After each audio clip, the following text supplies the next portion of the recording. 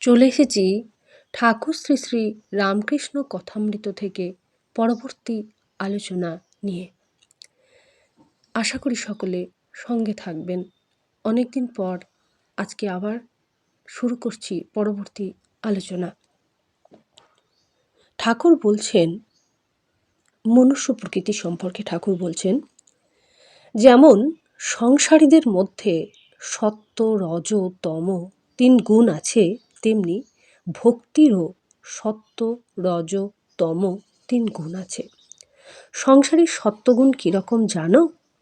বাড়িটি এখানে ভাঙা, ওখানে ভাঙা, মেরামত করে না, ঠাকুর দালানে পায়রাগুলো হাগছে, উঠোনে শ্যাওলা পড়ছে, হুঁশ নাই, আসবাবগুলো পুরনো, ফিটফাট করবার চেষ্টা নাই, কাপড় যাতাই একখানা হলেই হলো। লোকটি খুব শান্ত, শিষ্ট, দয়ালু, অমায়িক, কারোর কোনো অনিষ্ট করে না। সংসারীর রজগুণের লক্ষণ আছে। ঘড়ির চেন, হাতে 2-3টি আংটি, বাড়ির আসবাব খুব ফিটফাট, দেয়ালে কুইনের ছবি, রাজপুত্রের ছবি, কোনো বড় মানুষের ছবি, বাড়িটি চুনকাম করা, যেন কোনোখানে একটু দাগ নেই, নানা রকমের ভালো পোশাক, চাকরদেরও পোশাক, এমনই সব। সংসারীর তমগুণের লক্ষণ হলো নিদ্রা, কাম, ক্রোধ, অহংকার, এইসব। আর ভক্তির সত্ত্ব আছে। যে ভক্তের সত্ত্বগুণ আছে সে ধ্যান করে অতি গোপনে। সে হয়তো মশারির ভিতর ধ্যান করে, সবাই জানছে ইনি শুয়ে আছেন, বুঝি রাত্রে ঘুম হয়নি তাই উঠতে দেরি হচ্ছে। এদিকে শরীরের ওপর আদর কেবল পেট চলা পর্যন্ত, সাকান্ন পেলেই হলো। খাবার ঘটা নাই, পোশাকের আড়ম্বর নাই, বাড়ির আসবাবের জাঁকজমক নাই। আর সত্যগুণী ভক্ত কখনো তোষামত করে ধন লয় না। ভক্তির রজ থাকলে সে ভক্তের হয়তো তিলক আছে, রুদ্রাক্ষের মালা আছে, সেই মালার মধ্যে মধ্যে আবার একটি সোনার দানা। সকলে শুনিয়া হেসে উঠলেন। যখন পূজা করে, গরদের কাপড় পরে পূজা করে। ঠাকুর বলছেন, ভক্তির তম যার হয় তার বিশ্বাস জ্বলন্ত। ঈশ্বরের কাছে সেরূপ ভক্ত জোর করে যেন ডাকাতি করে ধন কেড়ে নেওয়া। মারো, কাটো, বাঁধো, এইরূপ ডাকাত পড়া ভাব। তমগুণকে মোড় ফিরিয়ে দিলে ঈশ্বর লাভ হয়। তাঁর কাছে জোর করো, তিনি তো পর নন, তিনি তো আপনার লোক। আবার দেখো, এই তমগুণকে পরের মঙ্গলের জন্য ব্যবহার করা যায়। বৈদ্য 3 প্রকার: উত্তম বৈদ্য, মধ্যম বৈদ্য, অধম বৈদ্য। যে বৈদ্য এসে নাড়ি টিপে ওষুধ খাও হে এই কথা বলে চলে যায়, সে অধম বৈদ্য। রোগী খেলে কিনা এ খবর সে লয় না। যে বৈদ্য রোগীকে ওষুধ খেতে অনেক করে বোঝায়, যে মিষ্ট কথাতে বলে, ওহে ওষুধ না খেলে কেমন করে ভালো হবে, লক্ষ্মীটি খাও, আমি নিজে ওষুধ মেরে দিচ্ছি, খাও, সে মধ্যম বৈদ্য।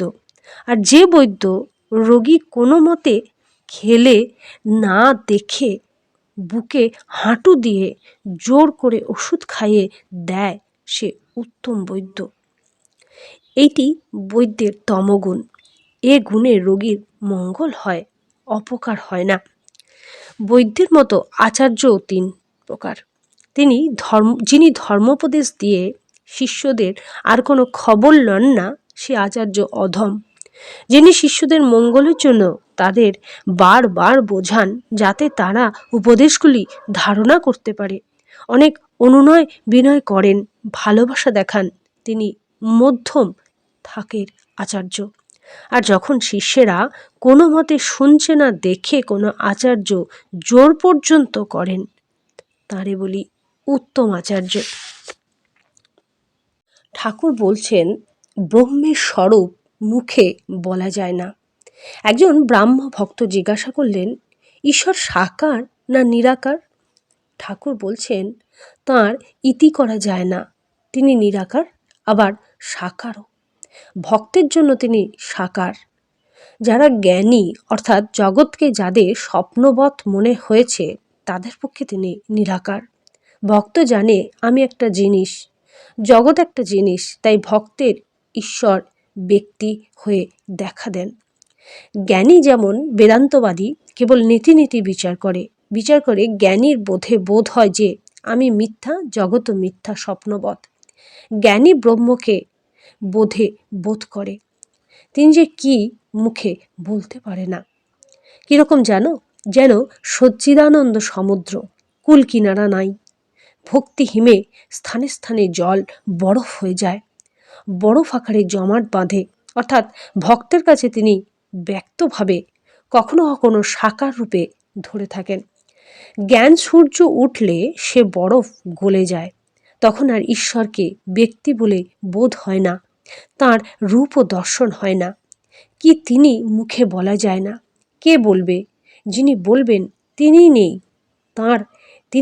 তাঁর সেই আমি আর খুঁজে পাওয়া যায় না। বিচার করতে করতে আমি আর কিছুই থাকে না। পেঁয়াজের প্রথমে লাল খোসা তুমি ছাড়ালে, তারপর সাদা পুরো খোসা, এরূপ বরাবর ছাড়াতে ভিতরে কিছু খুঁজে পাওয়া যায় না। যেখানে নিজের আমি খুঁজে পাওয়া যায় না, আর খুঁজেই বা কে? সেখানে ভক্তের ব্রহ্মের স্বরূপ বোধ কীরূপ হয় সে কথা কে বলবে? একটা লুনের পুতুল সমুদ্র মাপতে গেছিল, সমুদ্রে যেই নেমেছে অমনি গলে গেছে। তখন খবর কে দেবে? পূর্ণ জ্ঞানের লক্ষণ।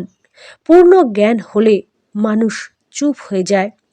তখন আমি রূপ লুনের পুতুল সচ্চিদানন্দ রূপ সাগরে গলে এক হয়ে যায়, আর একটুও ভেদ বুদ্ধি থাকে না।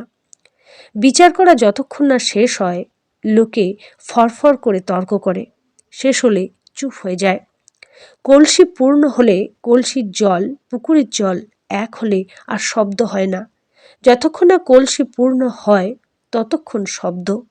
আগেকার লোকে বলতো কালাপানিতে জাহাজ গেলে ফেরে না। ঠাকুর শ্রী রামকৃষ্ণদেব বলছেন, বেদে ব্রহ্মজ্ঞানী নানা রকম অবস্থা বর্ণনা আছে। সে পথ জ্ঞান পথ, বড় কঠিন পথ।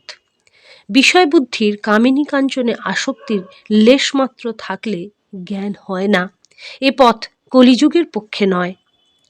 এই সম্বন্ধে বেদে সপ্তভূমির কথা আছে। এই 7 ভূমি মনের স্থান। যখন সংসারে মন থাকে তখন লিঙ্গ, গুহ্য, নাভি মনের বাসস্থান। মনের তখন ঊর্ধ্ব দৃষ্টি থাকে না, কেবল কামিনী কাঞ্চনে মন থাকে। মনের চতুর্থ ভূমি হৃদয়। তখন প্রথম চৈতন্য হয়েছে, আর চারিদিকে জ্যোতি দর্শন হয়। তখন সে ব্যক্তি ঐশ্বরিক জ্যোতি দেখে অবাক হয়ে বলে, এ কি? তখন আর নিচের দিকে অর্থাৎ সংসারের দিকে মন যায় না।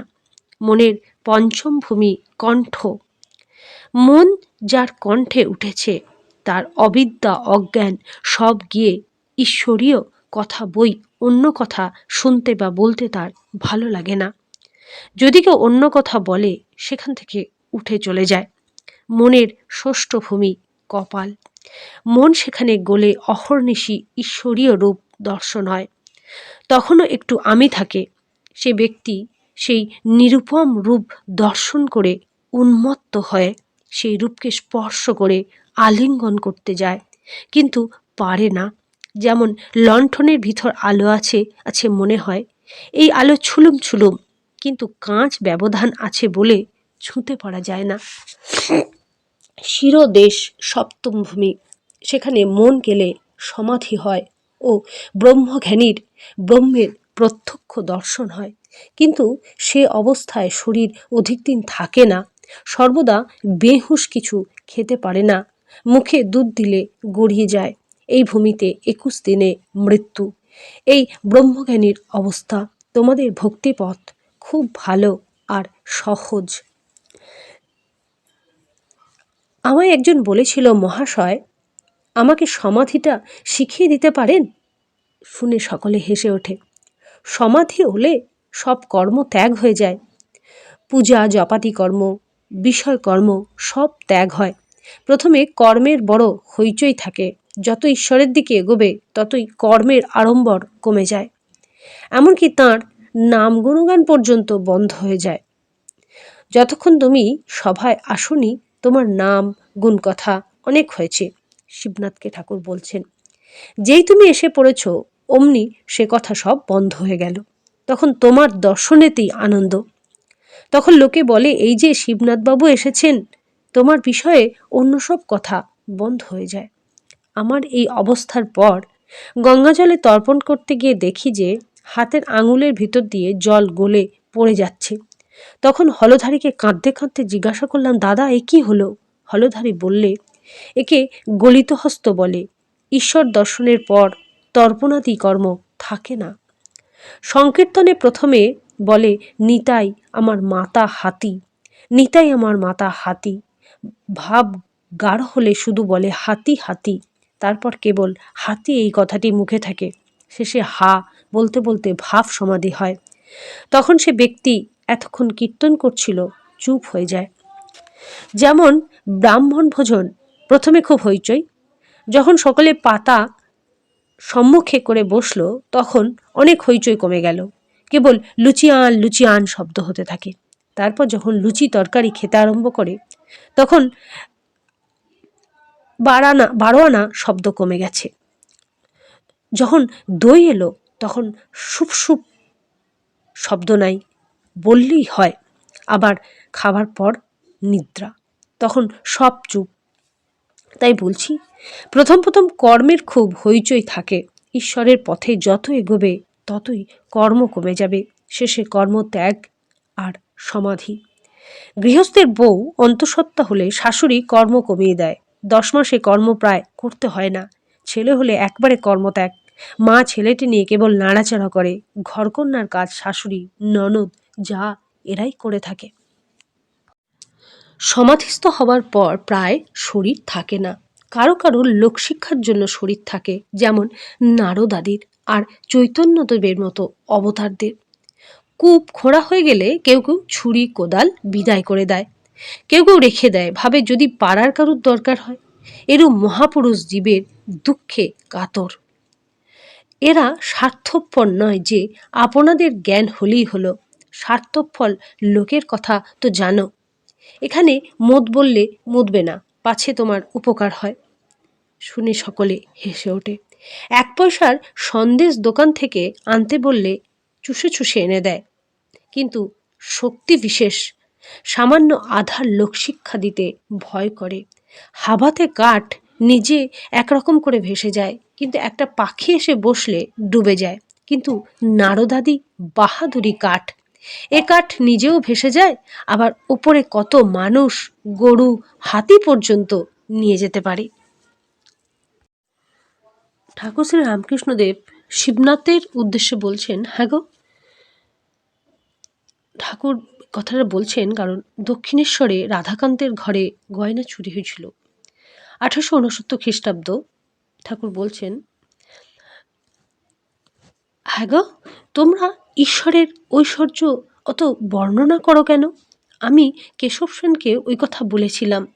একদিন তারা সব ওখানে গেছিল। আমি বললুম, তোমরা কীরকম লেকচার দাও আমি শুনব।